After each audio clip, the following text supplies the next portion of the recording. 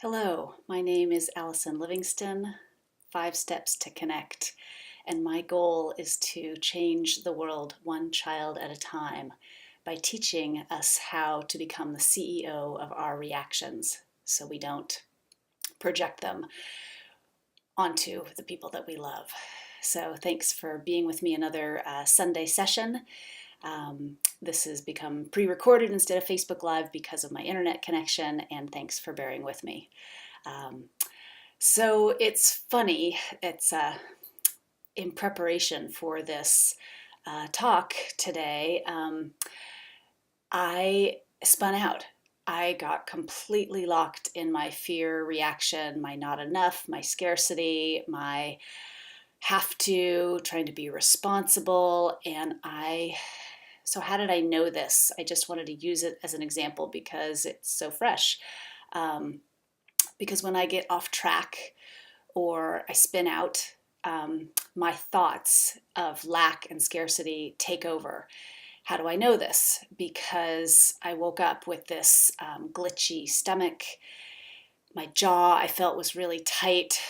My breathing was fast. My heart rate was fast. Actually, my breathing was really shallow, really chest breathing. So that was my body scan. And that's my clue to go, whoa, belly breathe, broadcast, and um, and just get back to center. The other thing of how I know is that I looked at my thoughts, and so I thought I don't have enough time. The upload won't work. It doesn't have enough time. I didn't bring the right thing home. Um, and that it feels like I have to. It's not I'm in flow. I'm so abundant. I just have this pouring out of me, like is what happened yesterday. So I just wanted to say this is what happens in our life. We get stressed, we get caught in thoughts of not enough, and that the real cause of stress is not what is happening to us. I want to repeat that again. The real cause of stress and suffering is not what happens to us, but it's how we relate to it and how we are with it, how we think about it. So I just want to remind us that when I'm in fear, lack, have to, instead of flow, choose, abundance, I belly breathe and I broadcast. And if that's not enough, and I body scan, if that's not enough, then I go to my second tier, which is because that usually means there's some emotion that wants to express its wisdom to me. And to do that, I put on 5 minutes, one or two songs and move to it so that I can hear that emotion's expression.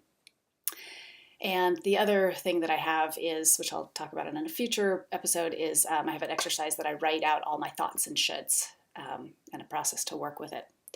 So this is the practice. We get stressed, we get off track, we get in scarcity, and we practice so that we can get back on track to abundance. So I just wanted to say it happens all the time. Repeat. So what I want to talk about today is emotional mirroring. And this is alive for me because I just had an amazing experience with my daughter yesterday.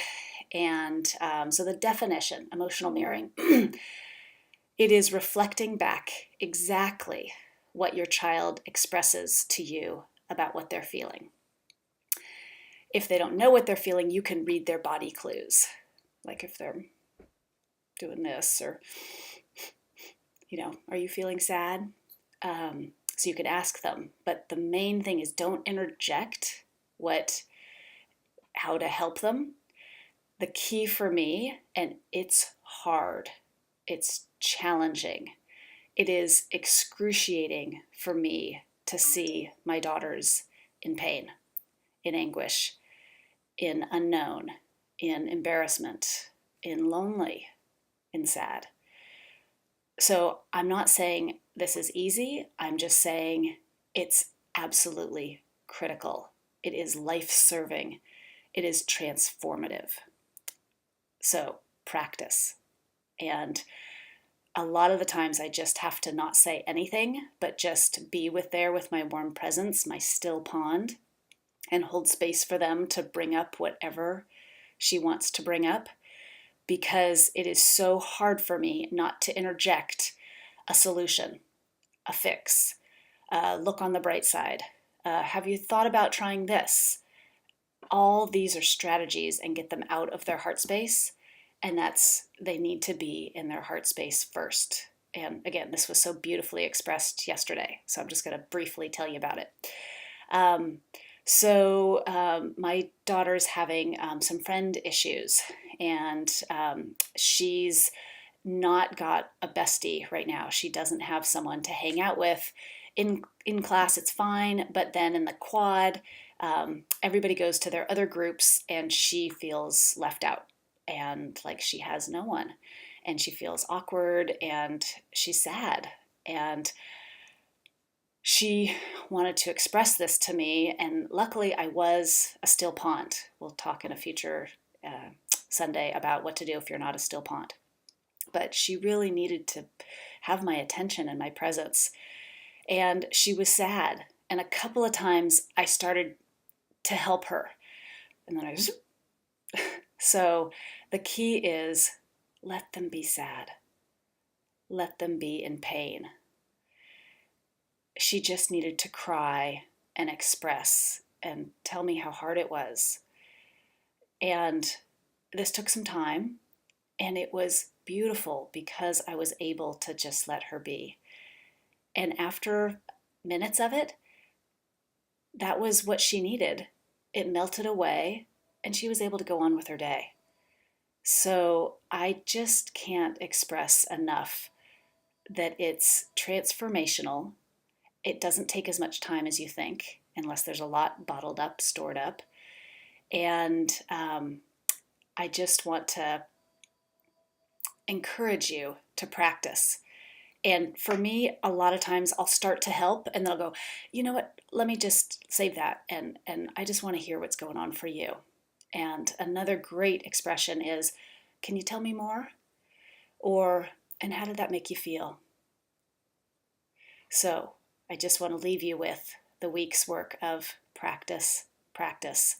Notice when you're stressed, belly breathe, body scan, broadcast, then be the still pond to mirror your child's emotions.